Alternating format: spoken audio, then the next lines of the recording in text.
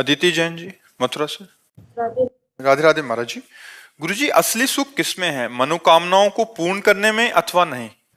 असली सुख है मनोकामनाओं की त्याग में, जिसे शांति कहते हैं, सुख कहते हैं। भगवान गीता जी में कहते हैं त्यागात शांति अनंतरम, भोगों की इच्छाओं का त्याग करने से ही शांति और सुख की प्राप्ति होती है।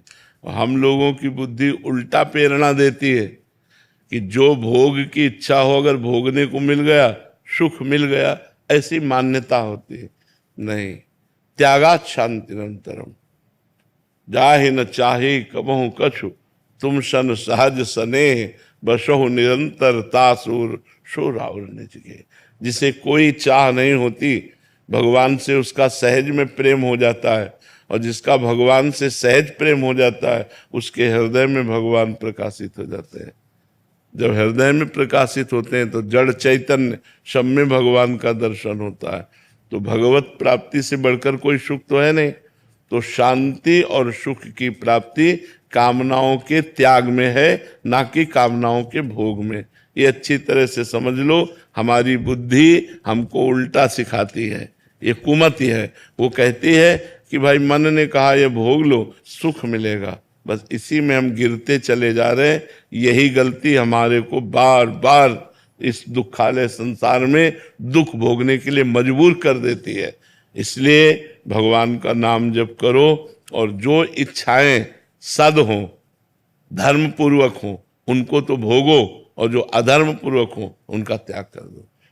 इच्छाओं के सब इच्छाएं नहीं त्याग की जाती। अब जैसे हमें प्यास लगी, हमारी इच्छा हुई कि पानी पीना है, तो हम पानी पिएंगे। अब हम कहाँ पीना है, कैसे पीना है, ये सब समझ बूझ के अपनी प्यास बुझाएंगे। इसमें कोई भूख लगी है, ये शरीर धर्म की इच्छा है।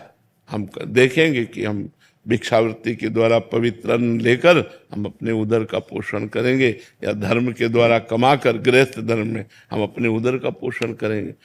अब काम वेदना सता रहे तो गृहस्थ धर्म में हो, अपनी पत्नी है, कोई पाप नहीं। विरक्त धर्म के लिए तो वो अलग ही मार्ग है, वो इन सबको सहता है। इसीलिए जगत तो नमस्कार करता है। विरक्तों को, संतों को जगत नमस्कार क्यों करता है? कि जहाँ हम सहन नहीं कर पाए, वहाँ आप सहन करके निकल गए भगवान की तरफ। तो आपके चरणों में पूरा संसार संतों के चरणों में झुकता है।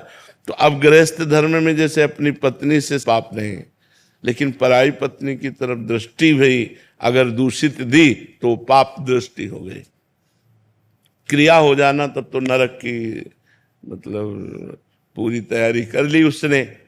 त्रिविधम नरक सेदम द्वारम नासन मात्मनः कामः क्रोधा तथा लोभा तस्मादेत्यम त्यजेत। 3 नरक के द्वार भगवान श्री कृष्णचंद्र जी ने बताए, काम, क्रोध और लोभ। अगर इनमें फंसे रहोगे तो पक्का नरक जाना पड़ेगा। तो अब काम नरक का भी द्वार है, और काम धर्म का भी स्वरूप है। अपनी पत्नी से सहवास करके संतान उत्पत्ति करना, ये धर्म पूर्वक काम है।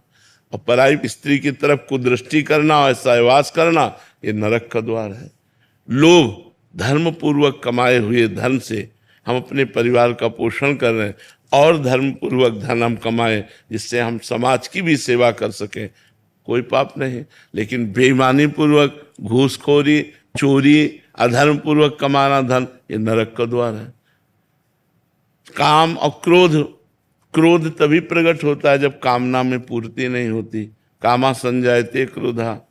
तो हम कामनाएं सद करेंगे, और जब वो नहीं पूरी होंगी तो हम भगवान की इच्छा मानकर शांत हो जाएंगे।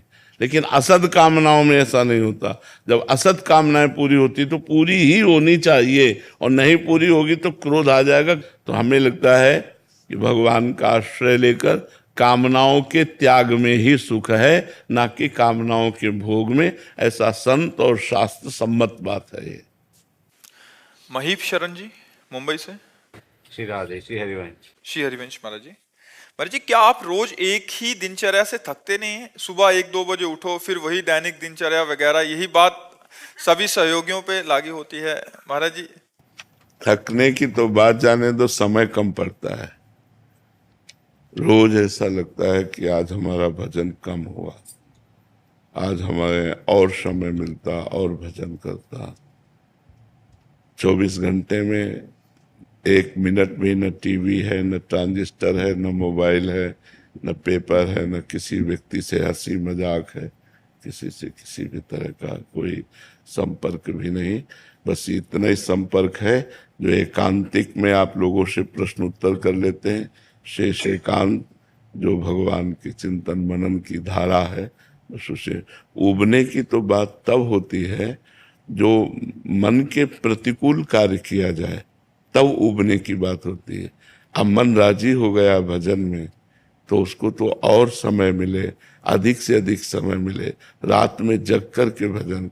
हम 1:30 बजे जग गए थे, 1:30 बजे से हमारी दिनचर्या ऐसे भी नहीं हुआ, 1:30 बजे से दिनचर्या चल रही और बराबर चलती रहेगी।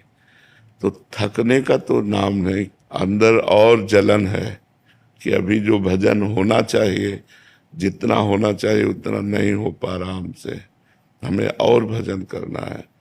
अगर हमारी किडनी ठीक होती तो शायद और हम भजन कर पाते। हमारे तो अंदर जलन है कि अब जितना करना चाहिए उतना नहीं कर पा रहा हूं। उबन कैसे हो सकती है? क्यों? किसका प्रश्न है? उबन कैसे हो सकती है? मतलब वही रूटीन आता है, सेम सुबह उठे आप पूरा साल। इतना सुखद रूटीन है कि वो इतना आनंद देता है कि उसमें और मांग होती है, और मांग होती है। इससे बढ़कर और क्या हो सकता है?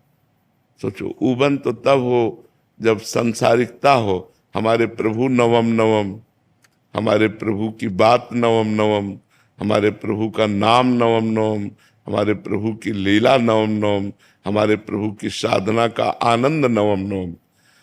नयो नेह नव रंग, नयो रस नवल श्याम, वृषभानु किशोरी, नव पीतांबर नवल चूनरी, नई नई बूंदन भींजत गोरी, नव वृंदावन हरित मनोहर, नव चातक बोलत मोर मोरी, नव मुरली जु मल्हार नई गति, श्रवण सुनत आए घन घोरी, नव भूषण नव मुकुट विराजत, नई नई उरप लेत थोरी थोरी, जय श्रीहित हरिवंश आशीष देत मुख, चिर जीवो भूतल यह जोरी। सब कुछ हमारे प्रभु का नया है। पुराना हो तो जी उबे, नाम नया नया लगता है, रूप नया नया लगता है, सब नवम नवम है। पुराना हो ना तो ये लगे यार बार बार रिपीट कर रहे हैं, वही थकान लगे। मुझे थकान नहीं, मुझे और नशा चढ़ता है, और जपूं और देखूं और गाऊं और रटूं और जगूं और रोऊं, ऐसा लगता है। तो हमें तो थकान तो महसूस नहीं होती, उबन भी महसूस नहीं होती गुरु कृपा से। बस यही लगता है कि और भूख लग रही है, और भजन की भूख लग रही है, और प्रभु के लीला गायन की, प्रभु के लीला चिंतन की। तो इसमें उबन तो है। जी, संसारिक दृष्टिकोण से तो ये सब, क्योंकि हम नया नया चीज देखना चाहते हैं। जैसे आप पूरे साल यही पीला ही डालना है अब तो लाल डाल सकते हैं, पीला डाल सकते हैं, काला डाल सकते हैं, तो यही तिलक लगाना है, उतना ही करना है श्रृंगार भी प्रभु का। तो इसमें उबन नहीं होती महाराज जी? नहीं, बिल्कुल नहीं होती। अच्छा, और क्या, चलो आज अमेरिका घूमने चलते हैं, आज बेंगलोर चलते हैं, पूरा साल 6 महीने वृंदावन में इसी कुटिया में रहना। हाँ, नहीं, उबन नहीं होती। ये कुटिया तो बहुत बड़ी, हमको तो रसोई जितना भी मिल जाए तो एकांत में समय व्यतीत करने, बस चुपचाप निरंतर चित्त को प्रभु में जब लगा देते हैं ना, तो सब बाहरी बातें अच्छी नहीं लगती।